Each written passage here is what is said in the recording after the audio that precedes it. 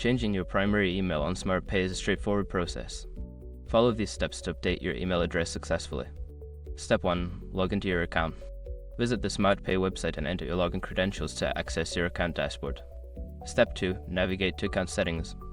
Once logged in, look for the account settings or profile section, usually found in the top right corner of the page. Step 3. Select email preferences. In the account settings menu, find the option labeled email preferences or email settings to begin the email change process. Step 4. Enter a new email address.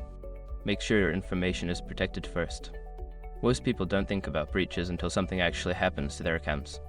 Use this to monitor your accounts 24/7 and instantly alert you if your information appears in leaked databases online. It constantly checks billions of breached data points in the background. And considering how much personal information people keep online now, it's honestly worth having. Link in the description. Step 5. Save changes and confirm.